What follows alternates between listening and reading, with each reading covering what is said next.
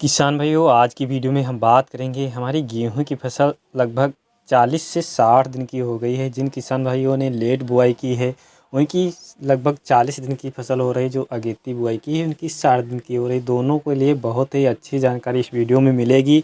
किसान भाइयों, इस वीडियो में हम बताने वाले हैं गेहूँ की पैदावार को कैसे बढ़ाएं। हमारे गेहूँ की फसल में पीलापन नज़र आ रहा तो उसको कैसे हटाएं, इसी टॉपिक पर हम बात करेंगे। तो किसान भाइयों नमस्कार, हमारे अभी तक सब्सक्राइब नहीं किया है तो सब्सक्राइब कर लें और साथ में बेल घंटी ज़रूर दबा लें ताकि हर रोज़ हमारी वीडियो आप लोगों को सबसे पहले सही जानकारी दे सके। तो किसान भाइयों, यहाँ पे हम बात कर लेंगे।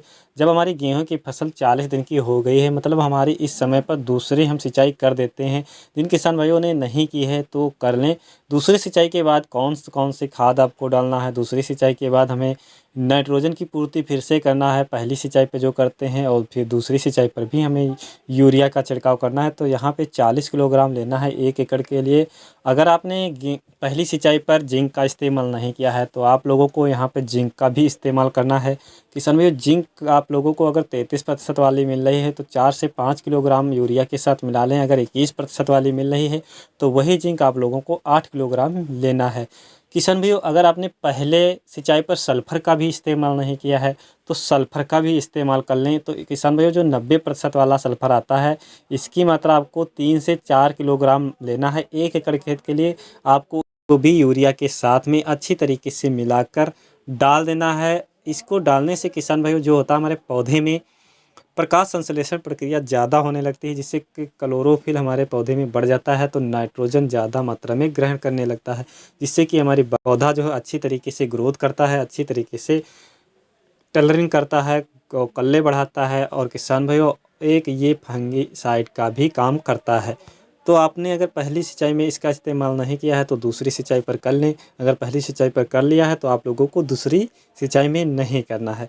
फिर किसान भाइयों, आप लोगों को लगभग आपकी फसल 55 से 60 दिन की हो जाती है। तो किसान भाइयों, वहाँ पर आप लोगों को आपकी गेहूं की फसल में पीलापन दिखाई दे रहा है। किसान भाइयों, पीलापन आपकी गेहूं की फसल में तभी हो सकता है जब आपकी गेहूं की फसल में कोई पोषक तत्व की कमी है, या आपने खाद का इस्तेमाल किया है वो कम ज़्यादा कर दी है, या आपकी ज़्यादा सिंचाई हो गई उसके कारण।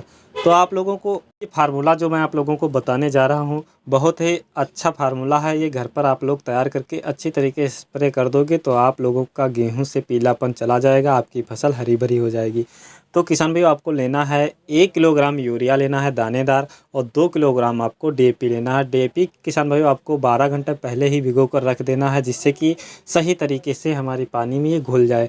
फिर किसान भाइयों, आप लोगों को एक स्प्रे करना है, और आपके स्प्रे करने के 2-4 दिन ही बाद आप लोगों को एक खेत से पीलापन बिल्कुल आपकी फसल से चला जाएगा, आपकी फसल हरी भरी हो जाएगी। यदि आपकी गेहूँ की फसल में कोई सूक्ष्म पोषक तत्वों की तो आप लोगों को ये स्प्रे करना है जो मैं बता रहा हूँ। ये भी आप लोग अपने घर पर ही तैयार कर सकते हैं, बहुत कम दामों में ये तैयार हो जाएगा। बहुत ही अच्छा आपको ये रिजल्ट भी देगा। लेकिन मार्केट में हमारे कई माइक्रो न्यूट्रिएंट्स के पैकेट उपलब्ध हैं, लेकिन उतनी मात्रा में उसमें माइक्रो न्यूट्रिएंट्स नहीं पाए जाते हैं। इसीलिए आप लोगों को ये घर पर अच्छी तरीके से तैयार कर लोगे तो इसमें ज़्यादा मात्रा में माइक्रो न्यूट्रिएंट्स पाए जाएंगे, तो आप लोगों को पौधे में बहुत ही अच्छा विकास होगा। तो उसमें आपको लेना है जिंक सल्फेट, आपको लेना है 33% वाला 700 ग्राम, और उसमें दानेदार यूरिया 1 किलोग्राम डाल लें। उसके साथ में आप लोगों को फेरस सल्फेट लेना है 19% वाला जो आता है, उसकी मात्रा 500 ग्राम लेना है। और वहीं पर मैग्नीज सल्फेट की मात्रा आपको 1 किलोग्राम लेना है, और उसमें मैग्नीशियम सल्फेट जो आता है उसकी मात्रा आपको 500 ग्राम लेना है। और फिर किसान भाइयों, आपको लेना है बोरोन जो 20% वाला आता है, इसकी मात्रा आपको 100 ग्राम लेना है। किसान भाइयों, इसको डालोगे तो आप लोगों के खेत में कुछ अलग ही नज़र दिखाई देगा कि फसल बहुत अच्छी तरीके से टलरिंग करेगी, ग्रोथ करेगी, आपकी पौधे में बहुत ही अच्छा बराबर विकास होते नज़र आएगी, आपकी फसल बिल्कुल हरी भरी हो जाएगी। तो किसान भाइयों, आप लोगों को मैंने 2 स्प्रे बता दिया है और खाद के ही बारे में बता दिया है। यदि आपने पहली सिंचाई में नहीं इस्तेमाल किए हैं तो आप दूसरी सिंचाई में कर लें। अगर आपकी गेहूं की फसल में पीलापन नज़र आ रहा तो उसका आप लोग स्प्रे कर लें। और आपकी गेहूं में अगर कोई पोषक तत्व की कमी रह गई तो आप लोगों को ये फार्मूला अपनाना है। बहुत ही अच्छा रिजल्ट देखने को आपकी गेहूँ की फसल से मिलेगा। और चैनल पर पहली बार हो तो चैनल को लाइक और सब्सक्राइब शेयर ज़रूर कर देना। अब मिलेंगे अगली वीडियो में, तब तक के लिए धन्यवाद।